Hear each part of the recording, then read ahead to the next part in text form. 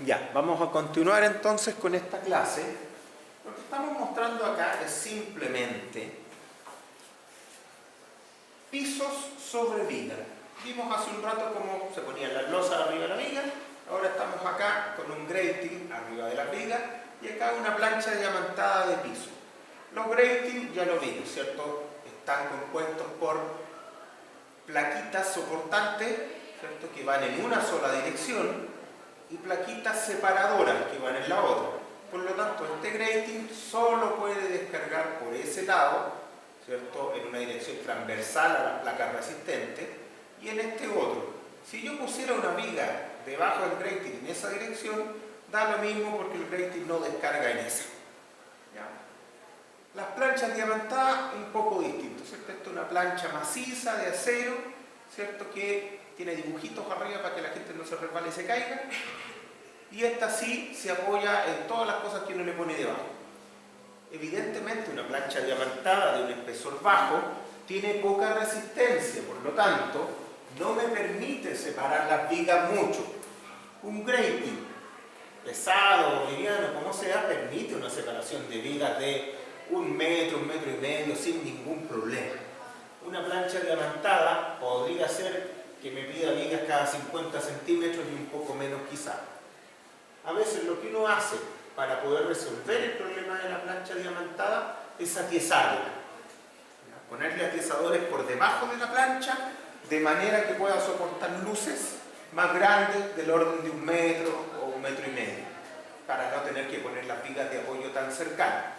Pero es una solución típica en el mundo industrial, la plancha diamantada o el grating. Ambas cosas se ocupan y se ocupan mucho. Las joists, que se las mencioné hace un rato, ¿cierto? Ahí viga principal y entre ellas las joists. ¿Para qué se ocupan? Para cualquier cosa. Reemplazan vigas de alma llena, ¿ya?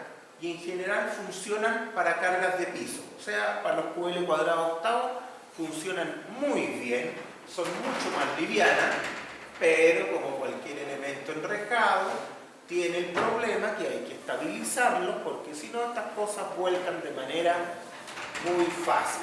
Entonces, como ustedes ven acá, claro, la joist va de aquí hasta acá, pero yo tengo que ponerle crucecitas livianas, ¿cierto? Crucecitas aquí, por ejemplo, van 3 crucecitas. ¿Para qué? Porque en esos puntos estoy evitando que la sección compuesta gire, por lo tanto no puede volcar.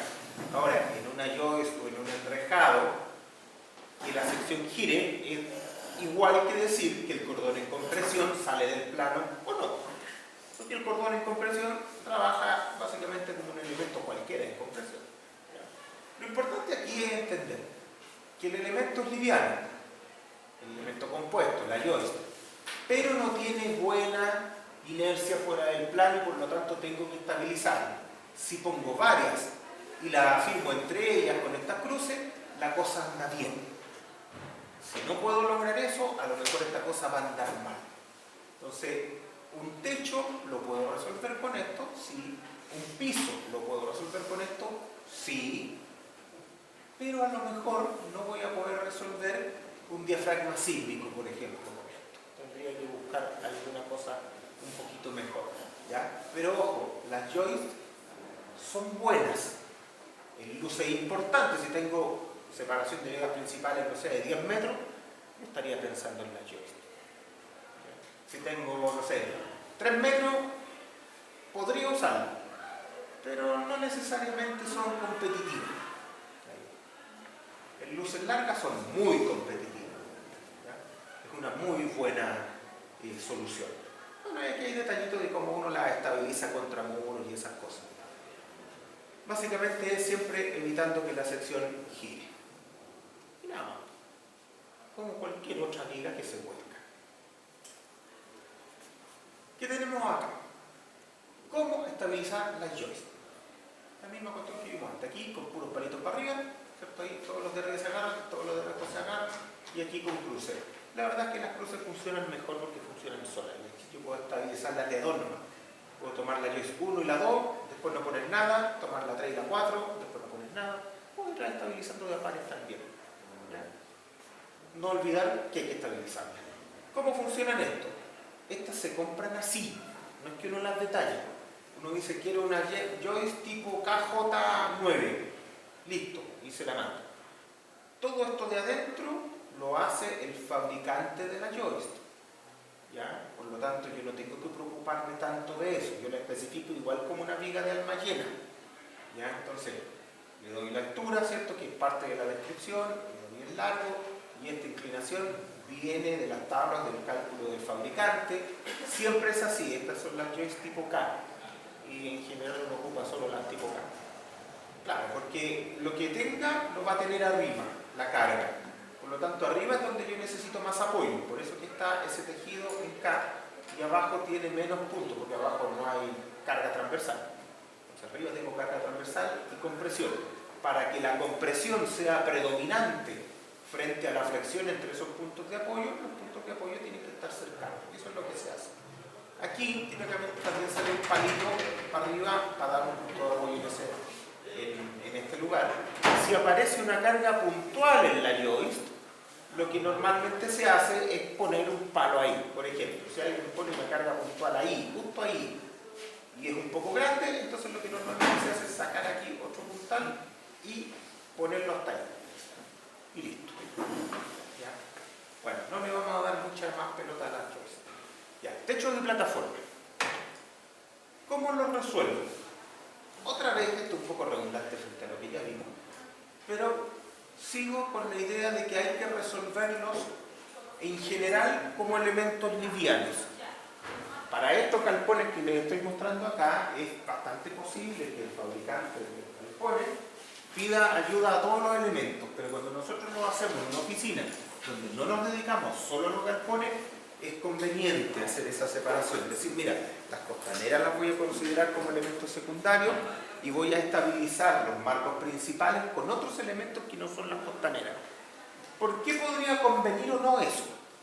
Si usted quiere un galpón con corral de gimnasio de un colegio, vaya y compre los prefabricados que son los más baratos. Si usted quiere hacer un edificio industrial en la minería, yo creo que no es la mejor opción esa. Yo creo que lo mejor es hacerlo con criterios industriales más tradicionales. ¿Por qué? Porque el galpón liviano que usted compró le saca un par de costaneras o le hace un hoyo en alguna parte y ya empieza a tener problemas de estabilidad porque todo ayuda a todo. En cambio, si usted desde el principio diseña considerando que las costaneras son estructuras secundarias, bueno, entonces usted podrá hacer pasadas y aberturas en ese edificio en cualquier parte y no va a tener que preocuparse de reforzar o reestructurar demasiado el sector. Y si hay algo que las estructuras industriales tienen en común de manera transversal, es que todas terminan distinto a como uno las pensó. Los upgrades son algo súper común, el arreglo en terreno es algo súper común, por lo tanto necesitamos tener edificios que sean estables más allá de que uno le remueva algunos elementos secundarios. Nadie está diciendo que usted tiene que hacer un edificio que si le remueven una columna va a seguir igual. No, eso no. ¿Ya? Pero cosas secundarias sí. Más detalles, y no me voy a meter en detalles, pueden ver ustedes. Una plataforma en el techo. Esto vale la pena comentarlo un poquito porque es algo que sale de manera bien común. Y uno dice, ¿cómo le pongo una plataforma en el techo? Bueno, lo primero es no la apoyen en las costaneras. Y pasa mucho que sí la apoyan en las costaneras. Entonces, no la apoyen en las costaneras, a no ser que las costaneras sean muy grandes y usted esté clarito que no va a tener problemas. Intente hacer esto, apoyarla en los marcos. Y con eso no va a tener mucho problema. De todas maneras, esta plataforma va a ser secundaria, yo no quiero que trabaje para la estructura principal. Pero, si la tengo que poner, lo más razonable es apoyarla en elementos principales. Si los marcos están demasiado separados, a lo mejor lo que yo voy a tener que hacer es poner una viga aquí para recibir las patas de la plataforma. Y si transversalmente esa viga no tiene mucha rigidez, a lo mejor la viga que pongo acá y la otra que pongo allá, la voy a tener que enrejar un poco en planta para darle resistencia transversal para cuando venga el sismo. Pasillos. A veces con los pasillos nos complicamos un montón. Los pasillos también son estructuras secundarias. no hay que entender estructura secundaria como que no le importan a nadie. Hay que entenderlo como que no son necesarios para la estabilidad del edificio en general. ¿Ya? Entonces, pasillos, escaleras, todas esas cosas, hay que tratarlas como secundarios para que estas cosas funcionen bien. Por ejemplo, aquí a veces uno se complica un montón con los pasillos. No, vea dónde tiene que pasar. Aquí había que pasar un pasillo por arriba del puente grúa. ¿Qué se propone acá? Llegue con una viga aquí, con conexión de momento, también con plancha de cabeza. Alguien dirá, pero es que eso no es lo que hacemos acá, ya, todo eso está bien. Pero esta conexión evidentemente no es sísmica. De hecho, la carga en pasillos para el sismo es cero. Entonces esta cuestión evidentemente no es sísmica. Y esta es una solución bastante razonable, bastante buena. ¿A alguien no le gustará eso? Dirá, no, yo le pongo un palo y pongo una tornapunta. Bueno, si tiene espacio, haga eso. En este caso no hay espacio porque hay un puente de grúa abajo. No queda mucha opción más que hacer esto. Y esto es una solución válida. ¿Ya? Aquí lo vemos en planta, ¿cierto? Aquí hay un eje y acá hay otro eje. ¿Qué hay acá? Bueno, la viga longitudinal y el grating apoyado en esas vigas longitudinales. Aparecen estas vigas que son ¿para qué? Para evitar el volcamiento de esa larga, ¿cierto? En todo la distancia entre marcos. Ahora, ¿qué es lo que uno aquí sísmicamente diría que le falta? Bueno, le falta un cosido de diagonales aquí para que esta cosa tenga estabilidad lateral. Pero podría ser que no sea necesario. Nosotros, como vivimos en un país sísmico, nos cuesta mucho no arrastrar. Pero podría ser que no sea necesario, porque esto solo trabaja para cargas verticales, y para cargas verticales esta cosa funciona. No necesita más. Y sísmicamente le acabo de decir que la sobrecarga de pasillo se va a cero. Por lo tanto, sísmicamente la única carga que hay acá es el peso del grating para el lado, que no es mucho. Por lo tanto, pareciera que las diagonales no las necesitan. Probablemente se las pongamos igual. ¿Ya? Pero conviene saber que no son necesarias siempre. Otro pasillo ahora colgado del techo. Alguien podría decir, oye, ¿cómo resuelvo un pasillo que está aquí a la mitad de la nada? Como pueda. Ciertas cosas en realidad salen cuando uno ya tiene todo estructurado, salen estas cosas. Entonces aquí se propone, por ejemplo, pues el hilo del techo. No digo que sea lo mejor, pero hay situaciones en las que uno no puede hacer mucho más. Alguien dirá, pero esta cosa está muy rígida, está muy flexible para allá. Bueno, póngale una tornapunta para allá, póngale un palito para allá, algo para rigidizarlo si quiere. Pero es una solución, ¿ya? Es una solución suficientemente válida porque lo único que yo quiero es pasar por aquí para inspección. Para eso son los pasillos, para inspeccionar dentro del edificio o de los equipos. Más pasillos, ya que van por arriba de la viga, ya esto normal. Son los pasillos. Estos son los pasillos de techo que se resuelven muy fácil, igual que la plataforma que les mostraba hace un rato. Escalera. Las escaleras son un poco más jodidas que los pasillos porque en general yo tengo juegos de escalera, no una sola escalera. Por ejemplo acá, necesito llegar allá, probablemente necesite dos escaleras. Las escaleras son bastante estándar, ¿cierto? Uno dice, oye, aquí ¿quién le calculó la escalera? A la escalera nada, la escalera es estándar. Tiene un limón de una canal de 25 milímetros con alas de 5 centímetros, perdón, altura 25 centímetros, con alas 5 centímetros y con 8 milímetros de espesor. Ese es el limón. Y ese limón es súper resistente. De hecho, podría ser de 4 milímetros y seguiría siendo muy resistente. Por lo tanto, la escalera no es un tema, ¿ya? Y la escalera se le pone sus peldaños, ¿cierto? Con los pernitos de eso, a 307 y se acabó el problema. Lo que a mí me interesa es donde terminan los limones. Allí tengo que empezar a pensar yo cómo firmo estas cosas. Lo primero es decir, ¿cuál es el largo que puede tener esa escalera? Bueno, hay códigos que me dicen, esto no puede tener más de cierta altura y tengo que poner un descanso, ¿ya? O la inclinación no puede estar más o menos que tanto grado, también hay que respetarlo. Normalmente estas cosas lo hacen proyectistas, ¿cierto? Cuando estamos en cosas industriales, y si no lo hace el arquitecto cuando estamos en otro tipo de cosas, ¿ya? Pero las dibujan en el aire y uno tiene que afirmarlas. Entonces, cosas que pueden solucionar bien esto. Aquí ya, la escalera viene para acá y no sigue para allá porque sería muy larga, ¿cierto? Aquí a lo mejor necesitaba descanso aquí y esta bajada podría haber sido para acá, ¿cierto? Depende del espacio que uno tenga. Bien, esto va para acá, ¿cierto? Uno viene para acá, va para allá y sube. Ya, ¿cuál es el problema? Este punto. Por lo lo tanto tengo que afirmar ese punto, que es lo razonable aquí, afirmar este punto. Si ustedes se fijan, aquí a veces nosotros tratamos de armar plataformas complicadas. Ustedes van a ver seguramente en planos de proyectos reales que alguien aquí arma una torre, pone una pata ahí, aquí, acá, 4 caras, y arma una torre y la pone enrejada por las 4 caras. Eso es súper común, pero es raro que sea necesario.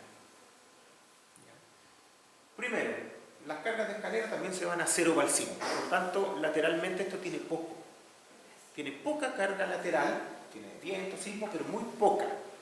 ¿Ya? Por lo tanto, la estabilidad mayor que necesitan este tipo de cosas es en vertical.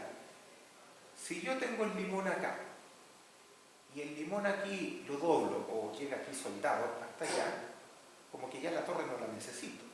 Como que ya basta con afirmar en ese punto, y en ese punto, en vertical, y esto ya quedó.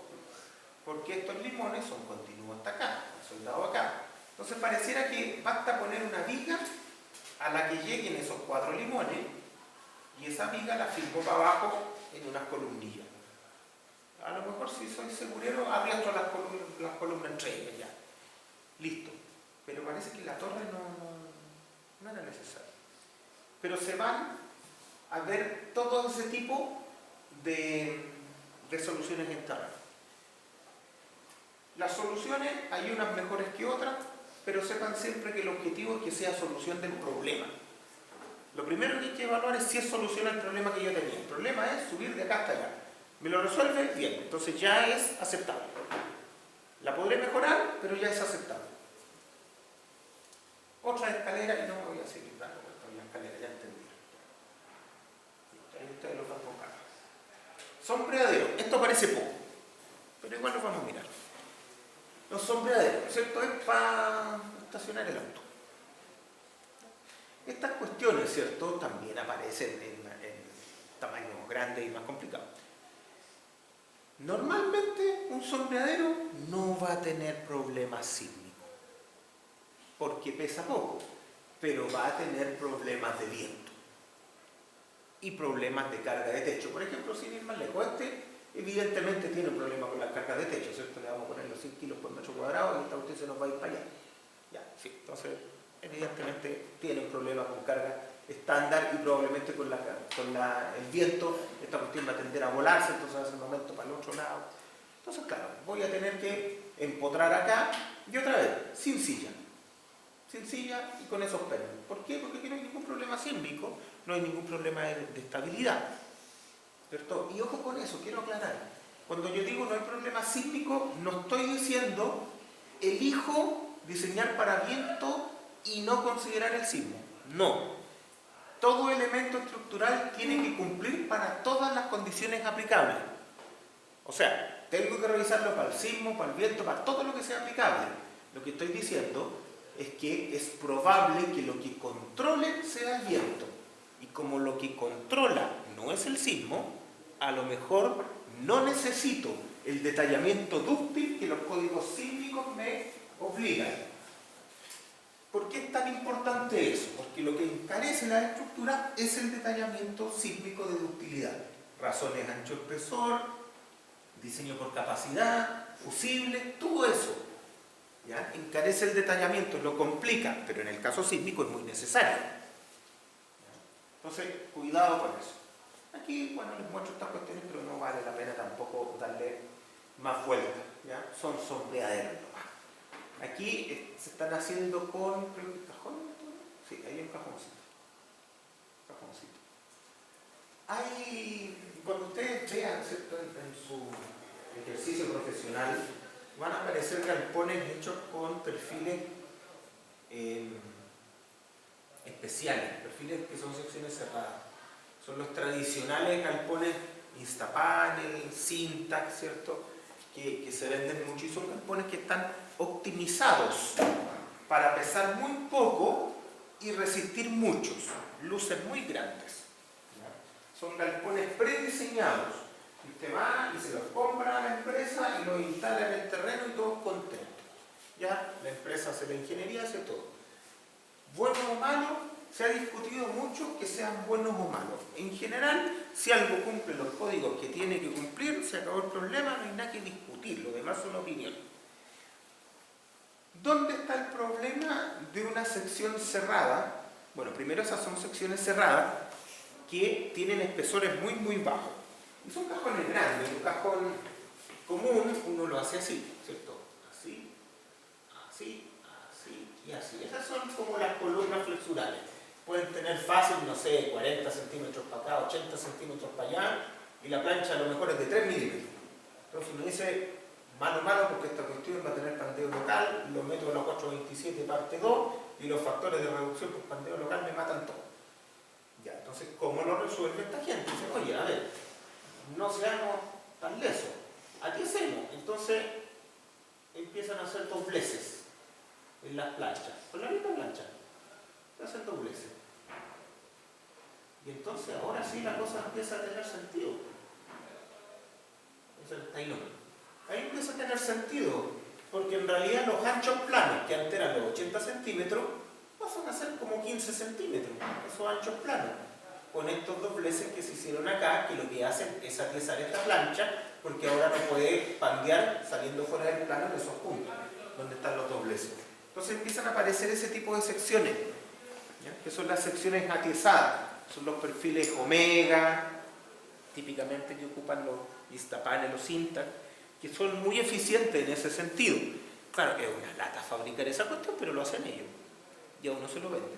Entonces, como columnas o vigas de luces grandes funcionan muy bien porque pesan muy poquito y resisten mucho. ¿Dónde está el problema de este tipo de cosas? En las uniones.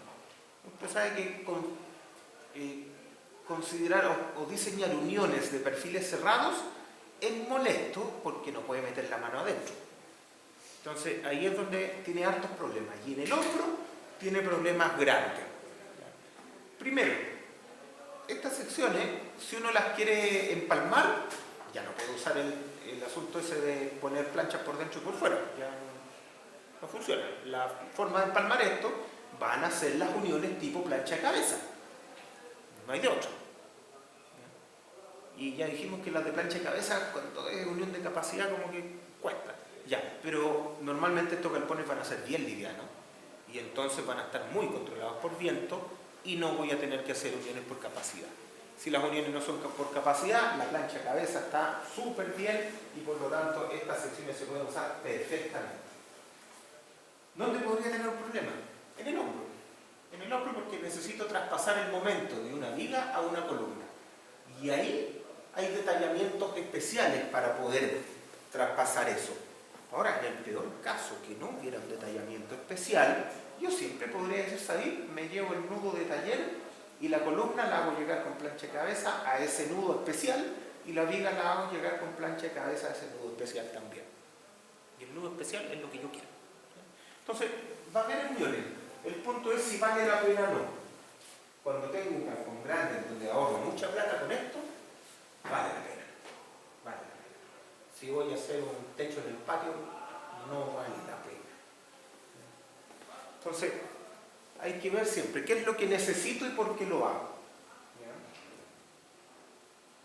Detalles varios. No sé qué puse acá. Rigidez longitudinales, cómo mejorarlas, ya, arrochando, básicamente. Otros detalles de anclaje, aquí esto sí voy a parar. Los frontones. En los frontones hay cosas que tengo que mirar con calma. Normalmente, ¿no es cierto?, adentro del edificio yo tengo mis marcos y todo feliz. Cuando llego al frontón, normalmente lo tengo que tapar para que no entre el viento o para que no entre la gente. Entonces, aquí van a aparecer necesidades distintas. Voy a tener que poner costaneras por acá y para costanerear voy a tener que poner columnas para que no me quede una costanera muy grande. Esas columnas verticales son lo que llamamos normalmente columnas de viento, que son columnas que tienen la única función de tomar las costaneras. Y como las costaneras uno da por hecho que solo están ahí para el viento, por eso le llamamos columnas de viento. Las columnas de viento en general no son parte de la estructura principal. Pueden serlo, si las necesito las puedo ocupar, pero en general no. En general las consideramos estructuras secundarias, pensando en que también, si el industrial va a necesitar, no sé, meter un camión por acá, va a agarrar la columna de viento y la va a sacar nomás. No le va a preguntar a nadie. Entonces, si yo la tenía como parte importante de mi estructuración, va a ser un problema. Pero si no lo era, a nadie le importa. Un detalle clásico es que la columna de viento llegando arriba, a la columna de marco, llega con conexión deslizante axial. Eso es típico. No digo que sea bueno, ni que sea necesario, pero es bastante común. ¿Ya? ¿Cuál es el comentario que hay que hacer ahí? Si usted decide que la columna de viento llega con conexión deslizante arriba, asegúrese de que esa conexión sea deslizante. ¿A qué me refiero? Usted va a llegar allá, le va a poner un hoyito en el alma alargado en vertical que los va a sacar de la 427 parte 1 como agujero alargado estándar. Entonces va a decir, entonces esta cuestión puede bajar o subir unos 10 milímetros. Perfecto. Pero si la viga de marco baja para condiciones normales 5 centímetros, entonces esa no es una conexión deslizante. ¿Ya?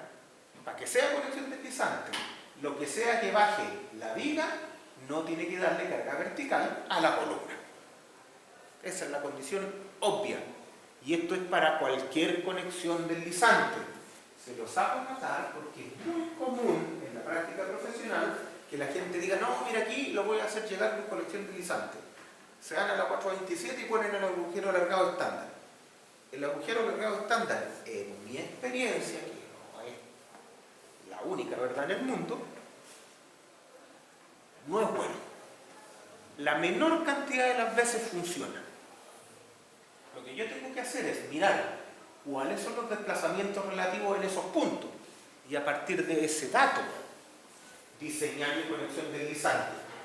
Por ejemplo, si esta cuestión baja 5 centímetros, entonces el agujero tendrá que tener por lo menos 10 centímetros, ¿cierto? 5 para cada lado. Y alguien dirá, pero 10 centímetros es muy largo. Bueno, entonces buscará otra manera de hacer la conexión deslizante. A lo mejor ya no es un agujero alargado lo que necesita otra cosa. ¿Ya? Pero el punto es que la única manera de que las conexiones sean deslizantes es que sean capaces de absorber todo el desplazamiento relativo que van a ver, que va a existir entre los dos elementos que yo quiero que deslicen. Si no, la conexión no es deslizante. Punto. Listo. Las columnas de viento. Claro, van a ser en realidad vigas, porque tienen que retrotransversal, ¿no? Pero vigas paradas. Entonces ahí empiezan a aparecer cosas como ya, las costaneras están en el eje de la columna de viento o están por fuera. En general están por fuera, la costanera está externa a la columna de viento, pero hay casos en que podrían estar alineadas en el mismo eje y tener el tope de acero para tomar la cubierta común. Y yo apoyaría también la cubierta en el ala de la columna de viento. No es lo común, pero puede ser. En el sentido longitudinal, veamos aquí un poquito las costaneras. Las costaneras nunca se les da mucha bola, pero conviene entender el problema de la costanera. Porque, curiosamente, y esto es comentario, pero a veces las costaneras representan fácil entre, no sé, el 30%, 40% del peso del edificio. Así de importante es la costanera. Entonces, si yo no lo hago bien, en particular si soy muy conservador respecto a la costanera, puedo impactar fuertemente el presupuesto. Yo ya les he comentado acá. ¿Dónde conviene afinar? ¿Van a eliminar los elementos grandes? No. ¿Dónde conviene afinar? En los elementos que impactan el presupuesto. Si yo tengo dos columnas en el edificio que pesan 200 kilos por metro, y eso representa el 5% del presupuesto, me da lo mismo. Pero si yo tengo 500 costaneras que representan el 40% del presupuesto, entonces tengo que ir a afinar en las costaneras, aunque sea un elemento liviano, porque son un mayor impacto en la plata. ¿Ya? Entonces entendamos bien eso. De hecho, esta cuestión hasta los clientes lo entienden mal. Muchas veces dicen, ¡ay, un perfil de 200 kilos por metro! Sí, pero no es lo que controla el presupuesto. Entonces no tiene sentido. Y las costaneras nadie le da bola. ¿Ya? Entonces hay que mirarlo con calma.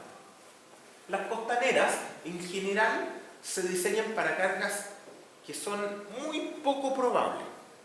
Por lo tanto, si ustedes dejan una costanera al 100%, está bien. Es razonable dejar una costanera al 100%. Una columna de marco, no es tan razonable dejarla al 100%. Quizá al 90%, quizá al 80%. La falla de una columna es súper importante y no la puedo reemplazar. Si me quedo una columna, normalmente la falla en columna se asocia a colapso. Colapso global o colapso parcial, pero es importante.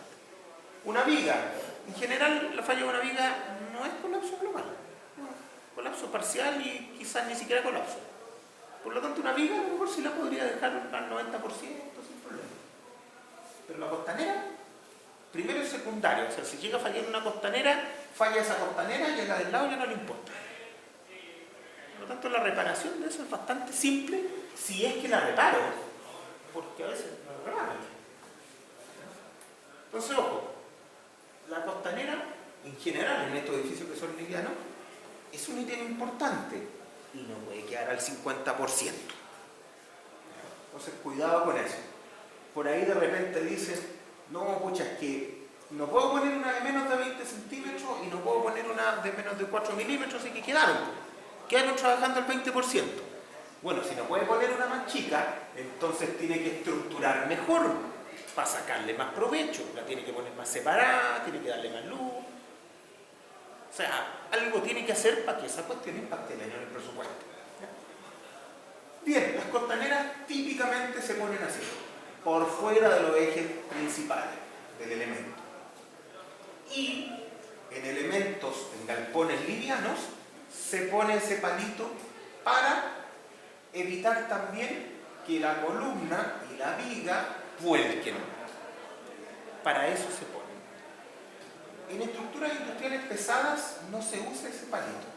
Directamente se toma la longitud de volcamiento de acá hasta arriba en la columna y vemos si necesita eso. Comúnmente no necesita estabilizarse el volcamiento, porque la columna está encontrada abajo y tiene marco momento arriba, entonces tiene curvatura doble y eso es súper estable. Entonces normalmente no lo necesita.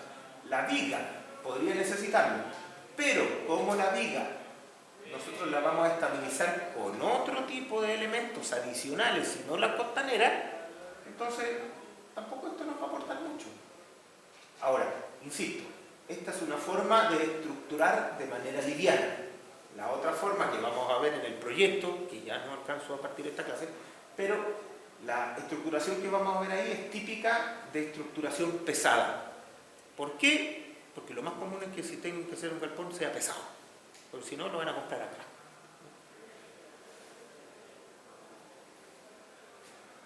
Costaneras alineadas con la columna. Esto puede pasar con columnas de viento. Que la costanera va por dentro y queda a tope con la columna de viento. No tiende a pasar con columnas principales. Tiende a pasar con la columna de viento. De todas maneras es algo que se usa poco. No es muy recomendado, pero puede ser. Una cosa que a veces se nos olvida, porque esto no todo es resistencia ni diseño estructural, estas cuestiones hay que hacerlas para que sirvan. El forro, la cubierta que va para acá, tiene que llegar al suelo, y en el suelo hay que agarrarlo de algo. Normalmente se le pone un ángulo, un L10, alguna cosa, que no importa mucho porque esto lo ponemos con pernos Hilti y para el radial. Pero si no se especifica esto, entonces queda volando. El forro no sirve para nada, se meten los ratones y todo eso. Entonces, ojo con ese tipo de detallamiento. Más costanera, ¿cierto? Aquí ya no me paro, esto lo ven ustedes. Costanera. Lo único importante que hay que entender acá es que se trata siempre de detallamiento liviano para tomar la costanera. No tengo que poner una plancha gigante para agarrar esas cuestiones. No lo vale, no lo merece. Entonces, ojo. Más detallamiento costanera, detallamiento costanera. Acá aparecen otras cosas muy raras. A ver si tengo otra mejor. No tengo mejor. Ya me acabó. Consultas de esto. ¿Dudas? Ya tenemos más o menos claro cómo es el detalle. detalamiento. Y nos vamos a meter en algunas cosas, ¿cierto? Y aquí yo me voy a meter directamente a modelar en el SAP. Pero primero vamos a recordar un poquito el galpón. Y este galpón lo vamos a hacer entero acá. Así que la idea es que ustedes tengan sus calculadoras, tengan todo a mano, tengan todo bien resuelto para que podamos trabajar en esto. ¿Ya? Si no, no funciona esta cuestión. ¿Se ve? ¿Se ve? Ya. Entonces, partamos por el principio. Nosotros tenemos que hacer un galpón y hay que empezar a tomar decisiones relativamente gruesas. El edificio dice techo a 2 aguas, al 5%, ya no lo tengo que decidir, así que es fácil. Suelo tipo B, todavía no me interesa. Planta, 40 por 20. Ya, 40 por 20. Primero, ¿para qué lado vamos a poner los marcos? Yo creo que es evidente que para el lado de los 20. Entonces es algo fácil. Pero en la otra dirección, en la de los 40, tengo que tomar una decisión. ¿A cuánto los separo? ¿A cuánto es bueno separarlos? Ya lo he dicho antes, pero quiero ver si se acuerdan. ¿Cuánto sería bueno y por qué? ¿Y por qué tanto? A ver, desde el punto de vista de carga, pensemos en las cargas de techo. Las cargas de techo van para abajo. Ya, entonces, uno dirá, si yo separo las vigas van a tener un ancho tributario igual que pensando en las vigas de techo, las vigas de marco principal. Van a tener una carga que es igual a la carga de techo y pesos varios por el ancho tributario, y con eso defino la viga. Ya. ¿Qué sale más barato? ¿Poner más vigas más juntas o menos vigas más separadas? ¿Ah? Menos vigas más separadas sale mucho más barato desde ese punto de vista. Por lo tanto, con esa lógica tendríamos que poner un marco al principio y 40 metros más allá otro. Ya, pero sabemos que no funciona. En general, la separación de los marcos es la máxima que yo puedo para aprovechar este principio. Pero la máxima que yo puedo tiene límites. ¿Cuál es el elemento que va de marco a marco? Bueno, todos los que ponga, pero hay uno que es característico. La costanera va de marco a marco.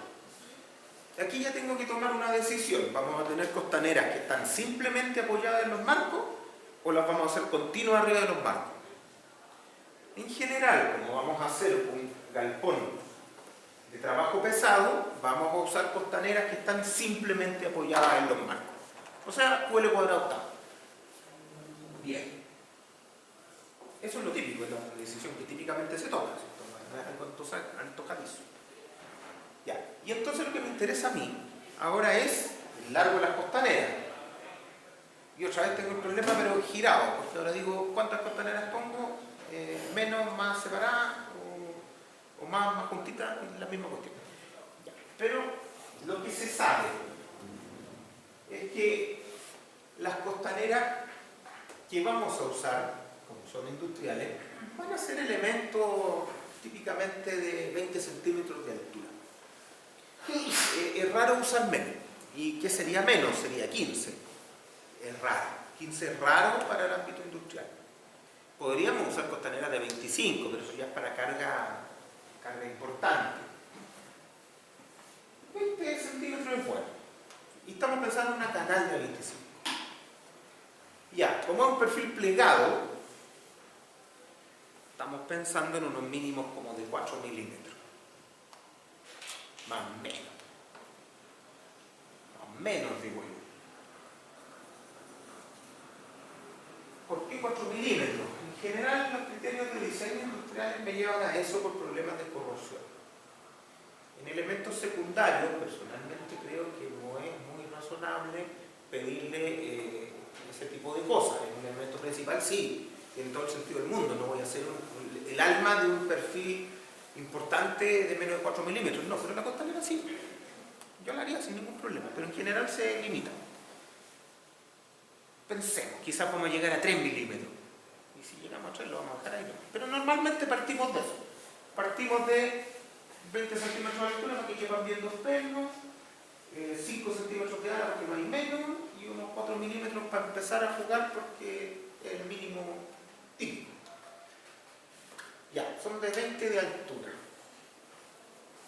Para sacarles provecho, ¿cierto? Uno dice, la altura de una viga de piso, en este caso de techo, pero una viga de piso, normalmente tiene como un 20avo, un 25avo de la luz. Eso significa que una canal de 20 de altura me estaría funcionando bien entre 4 metros y 5 metros. ¿Cierto? Con esa lógica tan simple. Y sí, así funciona. 4 metros, ¿está bien? Es poco. Es poco. 5 metros empieza a ser razonable. Y las costaneras, como tienen baja carga, probablemente den más.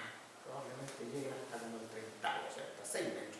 Entonces ya estoy pensando en una banda como de 4 a 6 metros. Pero 4 metros es poco. Es poquito, lo sacaría de la mesa. Ahora, ¿qué es una costanera rara? Una costanera de 8 metros es rara. Porque, ojo, mientras más larga la hago, empieza a ser más pesada también. Entonces yo tengo que aquí buscar un punto intermedio donde las costaneras que se me emiten grandes no empiecen a ser más pesadas que la estructura principal. Entonces, claro, es un problema que yo debería optimizar quizás. Pero se ha visto que por funcionalidad yo no debería separar los marcos más allá de 6 metros, a no ser que algo me lo esté pidiendo. Como les digo, 8 como que es el límite, pero 6 es un buen número. Y 4 es poco. Entonces estamos pensando en una separación de marco del orden de 5 a 6 metros. Más o menos. Entonces, calculen ustedes, ¿a cuánto estarían separados los marcos? Al revés. Tenemos 40 metros. Si decidiéramos separarlos a 4 metros, me quedan 10 espacios. Si decidiéramos separarlos a 5, me quedan 8 espacios. Ya suena mejor. Si los separamos a 6 metros, ¿cuántos espacios quedan y de cuánto?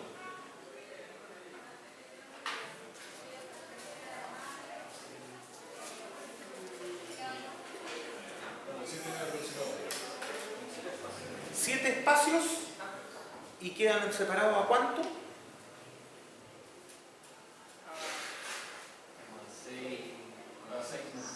6,7. 6 con cuánto? 6,7 metros.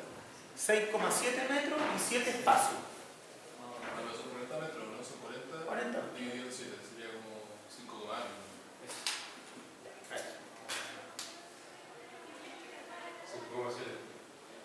5,7 en 7 espacios. Y después ya me paso de los 6. Igual las cifras empiezan a quedar bajas. A 7 metros como que ya me fui mucho. Miremos otro dato. Todavía está por ahí entre separarlo a 5 y a 5,7. 5,7 es un número feo que uno no quiere usar. Pero podríamos usarlo igual. Pero aquí aparece otro dato. Dice altura libre interior 5,5.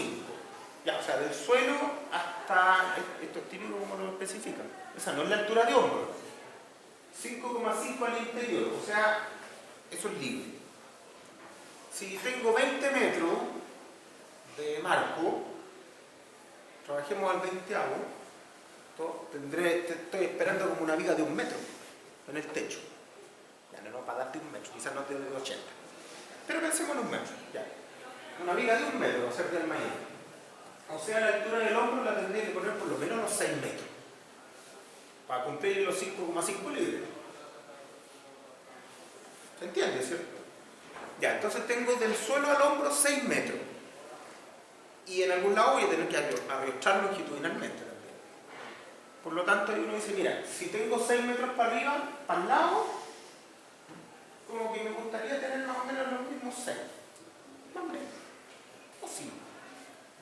Pero por ahí anda. Como que si llego a 8 ya me quedan muy botadas las diagonales y las costaneras empiezan a subir mucho. Ya. Parece que entre los 5 y los 5,7 está la solución. Y ojo que es una elección. Alguien podrá decir, pero esto yo debería optimizarlo con inteligencia artificial y todas esas cuestiones. Sí, podría hacerlo. Pero lo más probable es que me gaste mucho más tiempo y no optimice tanto. Porque aquí hay decisiones que son de otro tipo. No son todas respecto a solo lo que pesa esto. ¿Ya? De hecho, la solución a la que uno puede llegar es más o menos 10%, así como por estructuración, ¿no? Entonces, decidamos. ¿Los separamos a 5 o los separamos a 5,7? Esa es la primera decisión. A 5, sí. Así, ¿por qué? Es más bonito. Porque está redondito. Sí, no, sí, es que esa es otra opción también. ¿Ya? A veces lo que uno podría hacer es ajustar en el último. Es decir, lo separa todo a 6 y el último, como que queda feo, pero también se puede. ¿Ya? Ahora, 5 metros es un buen número. ¿Ya? Todavía podría ser chico, pero pensando en que la altura de hombre es 6 metros, como que anda bien. Anda bien. Entonces ya, tenemos lo primero. Tenemos claro que los marcos son de altura al hombro 6 metros, probablemente bueno, 5% en 10 metros son 5 por 10, son 50 centímetros. O sea, el punto central del edificio va a estar a 6,50 con inclinación de la línea. Entonces ya, tenemos dos marcos. Vamos a empezar a mirarlos con una viga de 80, probablemente la columna, porque esta cuestión va a ser 6 metros, 10 metros, 10 metros, 6 metros. Claro, la columna es cortita frente a la viga. Por lo tanto, esta cosa va a tener el momento máximo acá, y no acá. Por lo tanto, yo pienso que va a ser la flexión la que gobierne todo eso. Y si es así, lo más probable es que el perfil columna se parezca mucho al perfil viga. Entonces yo estaba pensando en una viga de techo como de 80, probablemente la columna también va a ser como de 80, de sección. Entonces va a ser como una viga corta, porque va a tener una altura de 6 metros y una sección de 80 centímetros. Entonces va a ser bien rígida flexuralmente. Con eso yo voy a pensar que el momento acá probablemente se va a aproximar como al L cuadrado asociado, teniendo una columna que es bien rígida la flexión. Ya, pero esas cosas son pensamientos. ¿Por dónde yo debería partir aquí? Ya decidí que separo los marcos a 5 metros. Entonces ahora ya puedo diseñar las costaneras, que es lo primero que debería diseñar para poder saber cuánto le pongo después al edificio como carga de costanera que no voy a poner acá. Ahora, para definir la costanera, o las costaneras, porque aquí tenemos que hacer costaneras laterales, costaneras frontales, costaneras de techo. ¿Ya? Y se nos vuelve a acoplar una decisión. Aquí ya sabemos costaneras de C20 de 5 metros. Todavía nos falta cuánto separamos las costaneras. ¿De qué dependerá eso? Depende también de los paneles que ocupen. Los paneles, ¿cierto?, de cubierta tienen su propia resistencia. En general no son el límite. Es parecido al grating. El grating usted sabe que resiste como en 3 metros de luz, pero lo pone a 1,5 metros. ¿Ya? Los paneles son parecidos. Entonces vamos a mirar algunos, probablemente ya la próxima clase.